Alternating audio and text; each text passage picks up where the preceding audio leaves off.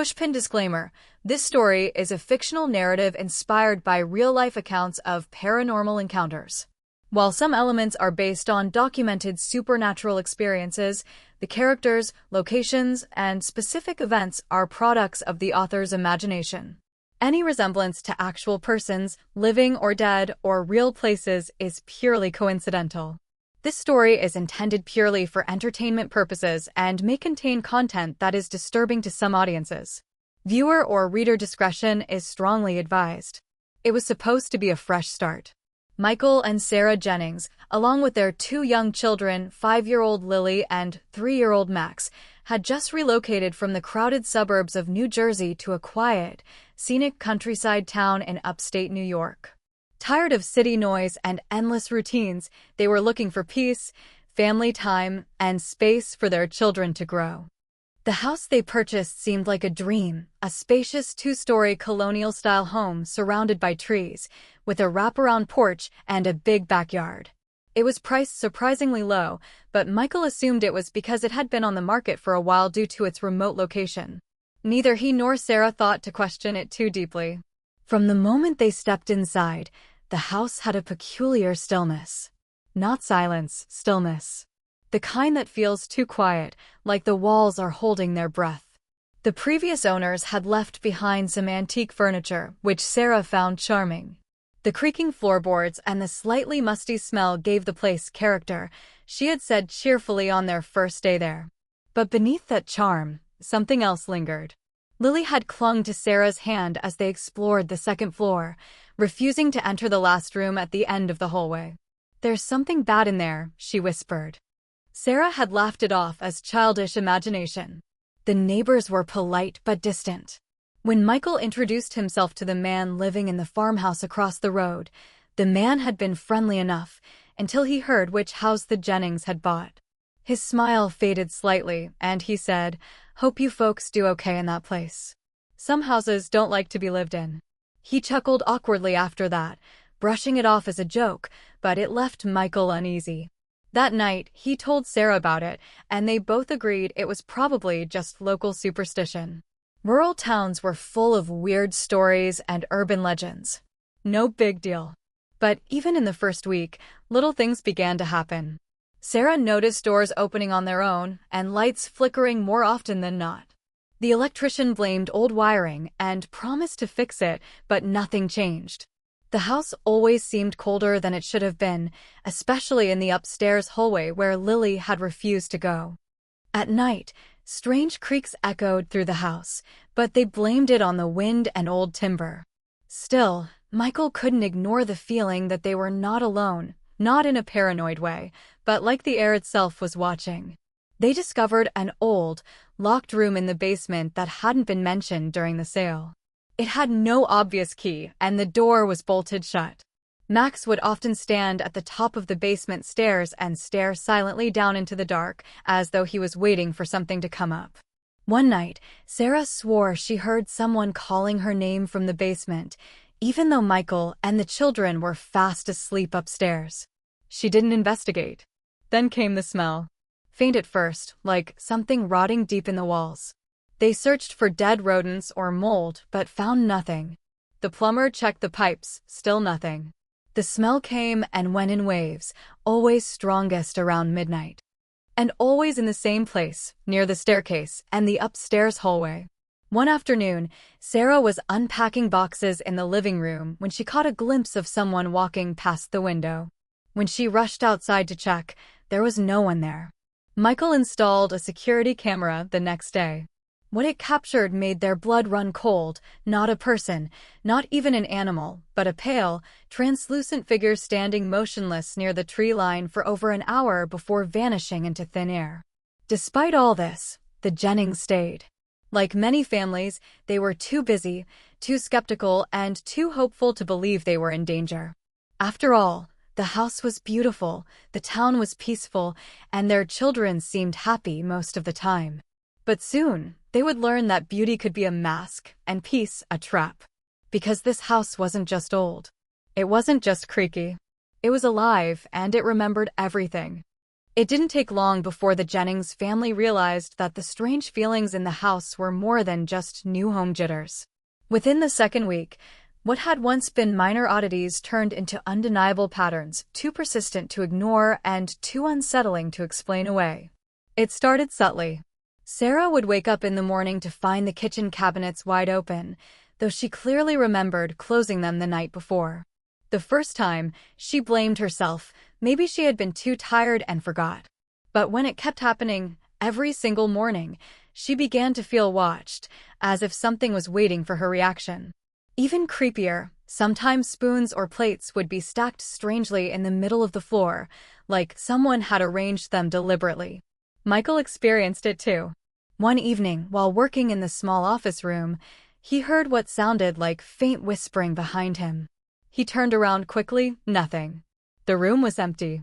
He assumed it was the kids playing upstairs, but when he checked, both Lily and Max were fast asleep. The whispers became more frequent in the following days, always just low enough that he couldn't make out what was being said. Just breath and murmur, like voices speaking from a corner he couldn't reach. The pets knew first, if you believe in that sort of thing. The family cat, Luna, began acting strange. She would stare at empty corners, hiss at blank walls, and hide under the couch for hours. Sometimes she would bolt from a room as if something unseen had just lunged at her. Even Max began mimicking her, pointing at empty space and saying, "Bad kitty there," or "Show, monster watching." The worst part was the upstairs hallway. It grew colder every day, regardless of the season or time. Michael even installed a digital thermometer out of curiosity and watched the temperature drop by 10 degrees as he stood there. Lily refused to go near that end of the house. She would burst into tears if Sarah even suggested sleeping in her own room. Her reason? The lady's face is wrong. She looks like she's screaming, but no sound comes out. At first, Sarah and Michael assumed she had nightmares. Maybe the move had unsettled her, and her imagination was creating monsters. But the drawings she made told a darker story. Pages filled with shadowy figures, scribbled in black and red crayons. A woman with hollow eyes, arms too long, mouth stretched open unnaturally. Sometimes the pictures showed their house, with something standing in every window, watching them. One night, Sarah woke up to find Lily standing silently beside her bed, eyes wide open, expression blank. Sarah spoke her name gently, but Lily didn't respond.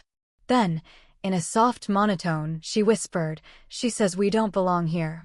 When asked who, Lily just pointed toward the hallway.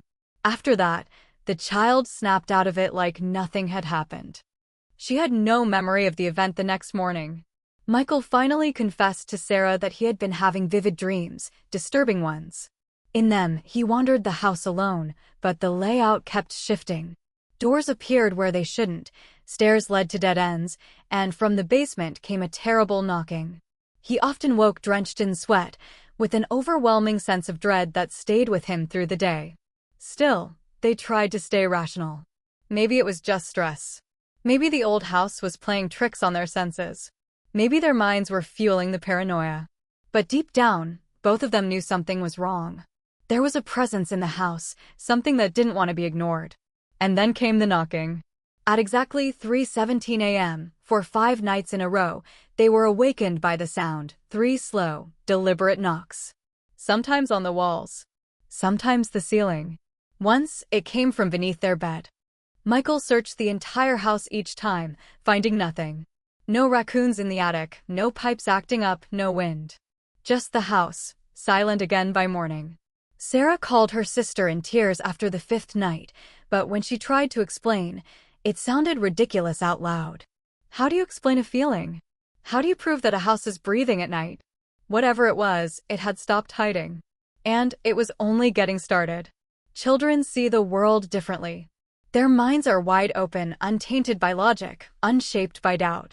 And sometimes, that openness allows them to see things adults refuse to believe in. For the Jennings family, it was their daughter Lily who became the first true witness to the house's darkest secrets. She wasn't scared the way adults were at first. To her, the strange occurrences weren't necessarily evil. They were normal. At least in the beginning. It started with her friend. Lily had always been imaginative, often creating elaborate games with her stuffed animals or pretending to host tea parties for invisible guests. So when she mentioned she had a new friend named Anna, Sarah didn't think much of it. In fact, she encouraged it. It made the transition to a new home easier. But soon, Anna began to feel too real. Anna doesn't like the basement, Lily once said during breakfast, her eyes glued to her cereal bowl. She said she died there. Sarah stopped in her tracks. What do you mean, sweetie? Lily shrugged. She said the man hurt her, and then he hurt himself. That's why the house is mad.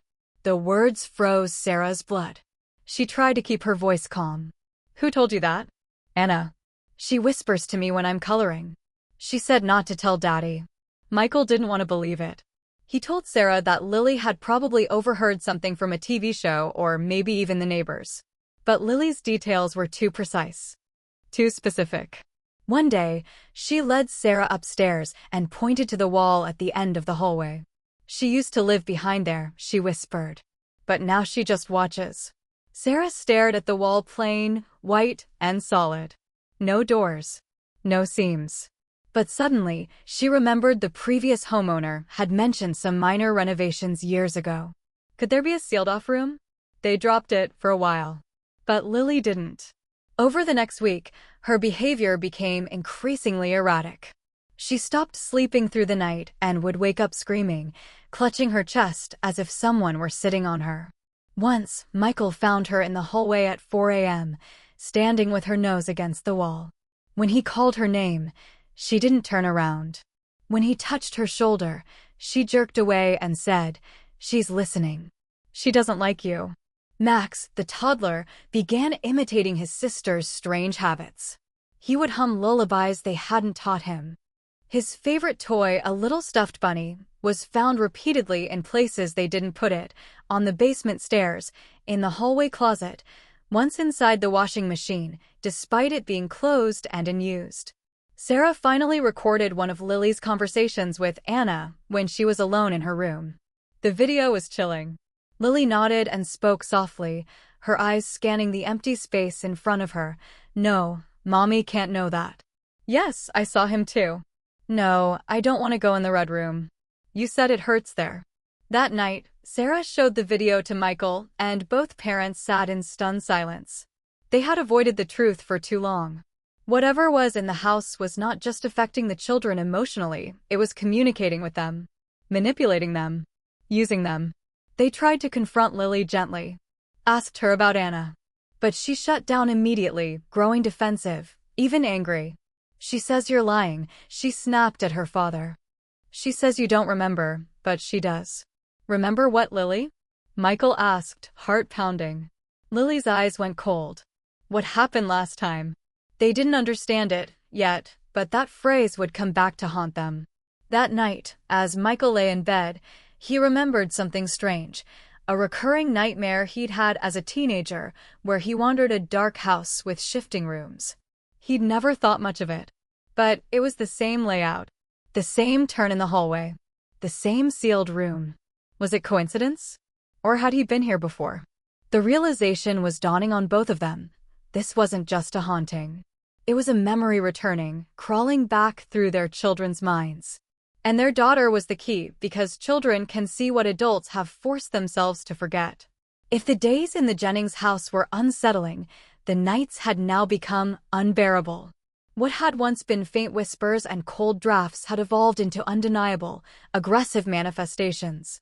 The house was no longer just haunted, it was awake, active, and hungry for attention. It began shortly after Lily's behavior became more erratic. Around midnight, every night without fail, the house would come alive. The sound of heavy, deliberate footsteps echoed through the hallways. They weren't the kind of sounds an old house makes as it settles. These were distinct, calculated steps, like someone pacing back and forth outside the bedrooms. Michael, always trying to rationalize, set up motion detectors and placed flour on the hallway floor one night to prove to Sarah that it was all in their heads. But at 3:17 a.m., the motion alarm tripped, and when they checked the hallway, the flour had footprints. Not shoe prints. Bare feet. Small. like a child's. And yet, both Lily and Max were still asleep in their beds. The following night, Sarah woke up to the sound of whispering, not in the hallway this time, but directly in her ear. She shot up in bed to find no one there. Michael was asleep beside her. But as she turned toward the door, she saw a shadow. Not the kind that flickers and disappears, this one moved slowly, like a person watching from a distance. She froze. The figure didn't vanish. It simply retreated into the hallway, melting into the darkness. From that night onward, the master bedroom door would slowly open on its own between 3 and 4 a.m. Always the same creak. Always followed by cold air. They started locking the door, but every morning, it would be wide open again. Lily, once simply an unusual child, now seemed possessed by something much darker. One night, Michael found her sitting on the floor in front of the sealed wall upstairs, tracing symbols into the wood with a crayon. She wouldn't speak, just drew, over and over again. When asked what the symbols meant, she said flatly, "Anna showed me. It's how the man kept them quiet." Michael scraped the symbols off the wall, but they reappeared 2 nights later. Downstairs, the kitchen grew hostile. Lights would flicker violently whenever Sarah entered the room alone. Appliances turned on by themselves, especially the garbage disposal, which once started while her hand was near the sink. She barely pulled back in time. Cabinets slammed open and shut with deafening force. The refrigerator door once flew open so hard it knocked over a chair. And then came the voice recordings. Michael installed a digital voice recorder in the living room as a test, hoping to catch the source of the strange knocks and whispers. What he got instead was over 2 hours of silence, until exactly 3:17 a.m. That's when the audio picked up a clear, chilling whisper, "They know now." Followed by a second voice, raspy and deep, "The room remembers." After that, things became physical. One night, Max screamed uncontrollably from his crib. When Sarah rushed in, she found him bruised across the arm, crying and pointing toward the closet. She opened it, nothing inside. But claw marks, 3 long gashes, were visible on the inside of the door. Michael thought maybe Max had scratched himself in his sleep. But the angle, the depth, it didn't make sense. The final straw came when Sarah saw herself. At least, she thought she did. Walking down the hall one evening, she caught a glimpse of someone entering Lily's room. A woman with long dark hair wearing her exact clothes. She followed immediately, only to find the room empty. Lily was gone. Panic gripped her chest until Lily appeared from behind her moments later, holding her teddy bear. "I was with Anna," she said. "But you were too." Sarah collapsed that night from a panic attack. Michael called a doctor, blaming it on stress. But they both knew something else was happening. Something that was no longer subtle or shy. The house wanted their fear, it fed on it. And now it had tasted too much to stop. They began sleeping in shifts, never leaving the kids alone. Every night they waited, hoping 3:17 would pass quietly. It never did, because the house had chosen its time. And every night, it took a little more from them. Michael could no longer live in denial. The nightly torment, his daughter's transformation, the bruises on Max, none of it could be explained away anymore. He knew now that something evil lingered in their home. And if they wanted to survive it, they needed answers. Real ones. Answers that went deeper than local rumors or online forums about haunted houses. They had to understand what happened in that house and why it refused to rest. While Sarah took the children to stay with her sister for a few days, Michael began investigating the property's history. He started at the town records office, a place that smelled like dust and old wood, tucked behind the county courthouse. A helpful clerk named Evelyn retrieved files going back nearly a century. At first, everything seemed normal: owners, sales, remodeling permits. But then Michael found a gap. Between 1996 and 2002, there were no documents. Just a property seized stamp and a blank space.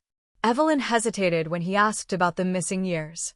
She leaned in slightly and whispered, "That house used to be the Rhodes place. Back in the 90s. No one likes to talk about what happened there."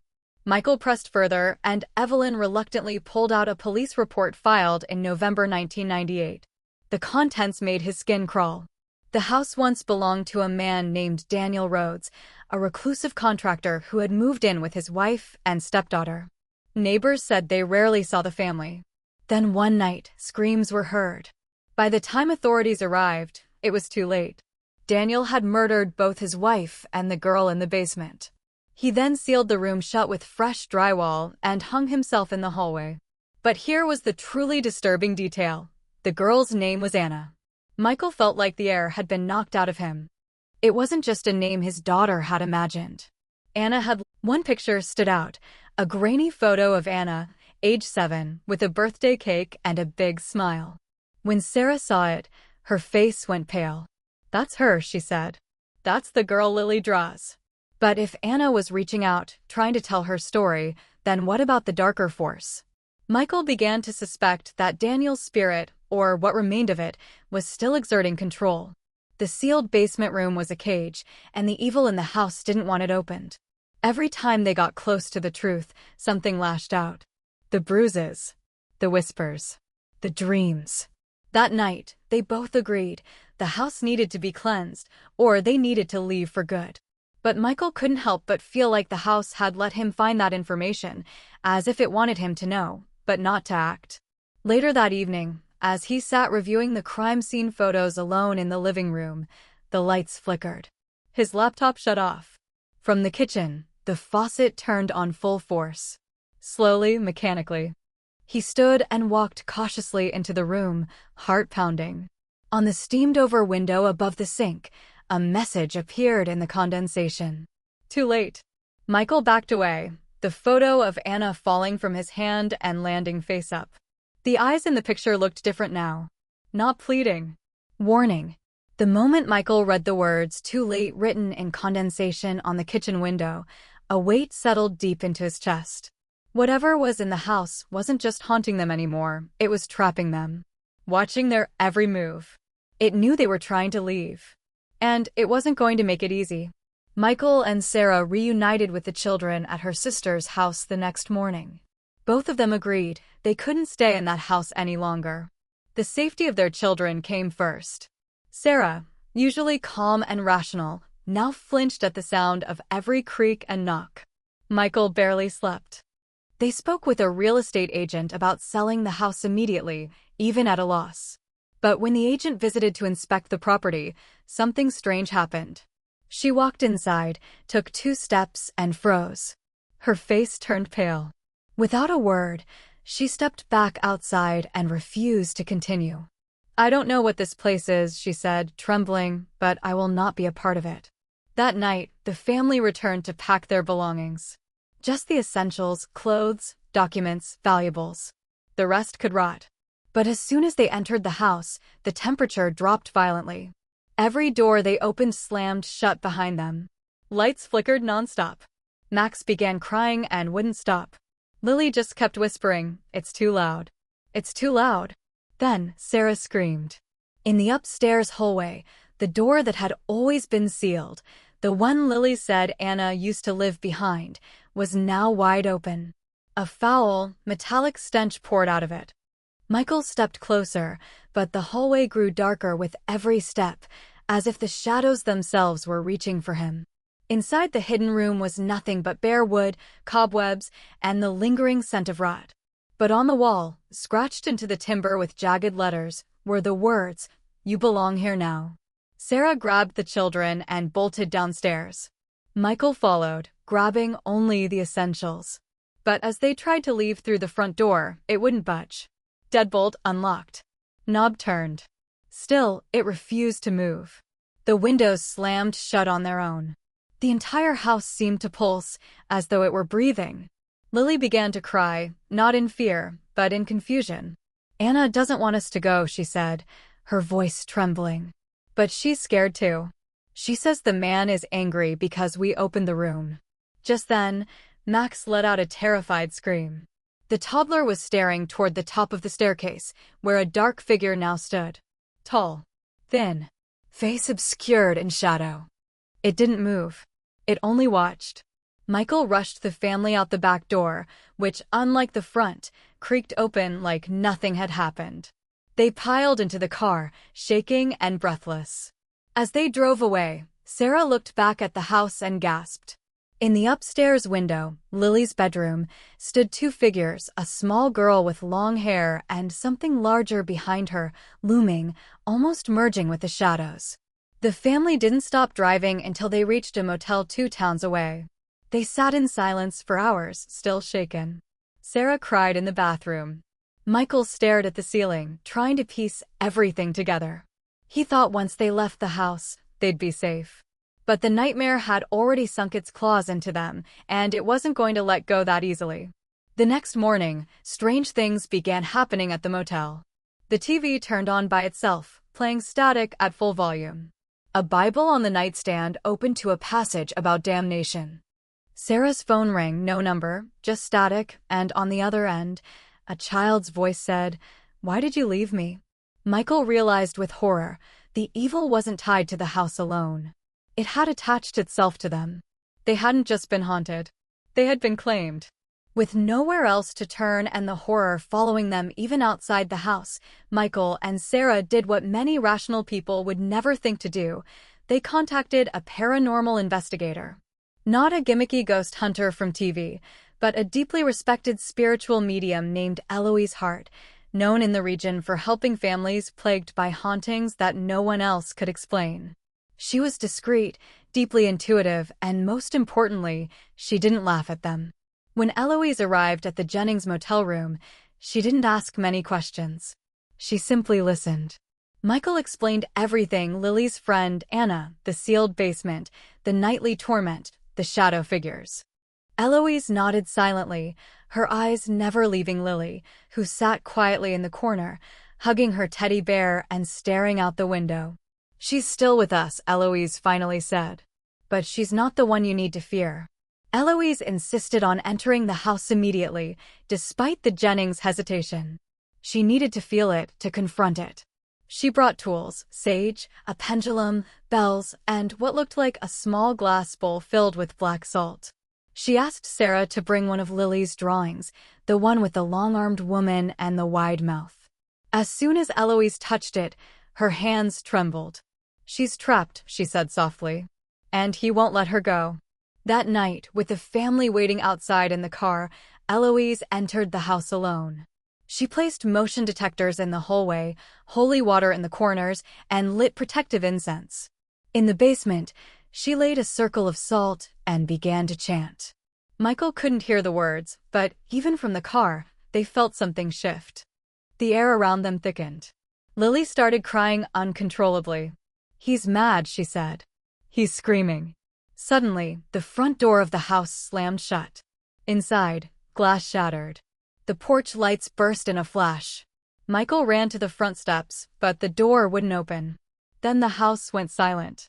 A few minutes later, the door creaked open on its own. Eloise emerged, pale and shaking. Her clothes were torn at the hem, her eyes glassy with exhaustion. She looked at Sarah and Michael and whispered, "It's not over. But I broke the hold. For now." She explained that Daniel Rhodes' spirit had become something much worse than a ghost, a residual entity, twisted by violence and rage.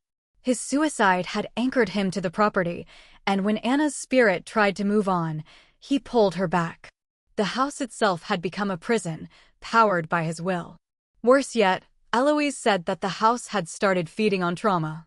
Every family that entered left a piece of themselves behind. And those pieces, regrets, fears, grief, kept the cycle going. The more the house tormented people, the stronger it became. Eloise performed a cleansing ritual using sage and Latin prayers, but she warned them, unless Daniel's spirit was completely expelled and Anna released, the danger could return. She gave Michael a protective talisman made of iron, salt, and twine. "Keep it near your children, especially your daughter." For the next few days, things were quiet. The family stayed in a rental house provided by Sarah's sister. Lily slept peacefully for the first time in weeks. No whispers. No knocking. Max even laughed again. But Michael couldn't stop thinking about Eloise's final warning. "Anna is still waiting," she had said. "She wants to be free. And she's not the only one left behind in that house. There's something else down there." something no one's seen yet. A few days later, Michael received a call from Eloise's assistant. She had fallen ill. Violently ill. Fever. Nightmares. She was in the hospital, whispering things in her sleep, names, dates, numbers. One phrase she kept repeating chilled Michael to the bone: "The red room is still closed." Michael had never mentioned a red room. Neither had Sarah. Only Lily had ever said those words. It had been a full week since Eloise's visit, and on the surface, things appeared calm. The Jennings family was staying in a small rental house 3 towns over, trying to reclaim a sense of normalcy. The children played again. Sarah stopped jumping at every sound. Michael finally slept without waking in a cold sweat. For a brief, fragile moment, it felt like the nightmare was behind them. But deep down, they knew something was still wrong. Lily, though no longer tormented, had become unusually quiet. She didn't talk about Anna anymore. In fact, she didn't talk about the house at all. One night while tucking her in, Sarah gently asked, "Are you feeling better, sweetheart? Do you still see her?" Lily shook her head slowly. "She's not with us anymore," she whispered. Then after a pause, she added, "But he is." That night, Michael had a dream. He was standing in the hallway of the old house, facing the sealed door. It was open again. From inside, a crimson light glowed, and a voice whispered, not in words, but in feelings: anger, grief, possession. When he stepped inside the room, he found walls painted in blood and handprints smeared across the floor. In the far corner stood a mirror, tall and cracked, but reflecting something that wasn't in the room. Himself, but smiling back in a way that wasn't human. He jolted awake. The time was 3:17 a.m. Unable to shake the feeling, Michael returned to the house the next morning, despite Sarah's protests. He needed to make sure everything was truly over.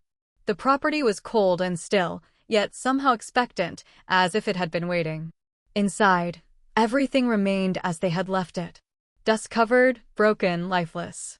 Except for one thing. The sealed wall at the end of the hallway was gone. In its place was a narrow doorway, just wide enough for a person to squeeze through. Michael hesitated, but some unspoken force pulled him in. The room was empty, but the walls had changed. They were painted deep red, as if soaked in dried blood. Faint markings lined the wood, symbols that spiraled and intertwined like something ancient. In the center of the floor lay an old toy Lily's teddy bear, the one she swore never to leave behind. Michael picked it up slowly, his fingers trembling. Then came the voice right behind him. "She was never yours to save." He turned, but nothing was there. He backed out of the room, heart racing, and locked the house behind him for good. That night, he burned what was left of their belongings from the old home, including the drawings, photos, and even the protective charm Eloise had given him. If the house wanted to keep a connection, it wouldn't get one from them. But that didn't stop it. Because some doors, once opened, never truly close. 2 weeks later, Lily handed Sarah a new drawing. It showed their new rental home, but this time, with a tall black figure standing just behind the window. Its arms were stretched unnaturally long, its mouth open in a soundless scream. Sarah asked her gently, "Is this Anna?" Lily shook her head without looking up. "No," she whispered. "This one came from the Red Room." Michael and Sarah realized the truth far too late. The house hadn't just trapped the souls of the dead, it created something new. Something worse. A darkness born from pain, sealed away long ago and now released. Eloise never recovered. She passed away in her sleep, her final journal entry repeating one line: "Not all spirits move on." The Jennings family never went back. The house was boarded up, eventually condemned. But those who passed by still claimed to hear knocking, crying, and once in a while, a child's laughter followed by silence. Because the house isn't empty. It's waiting. And it remembers everyone who ever stepped inside. 89.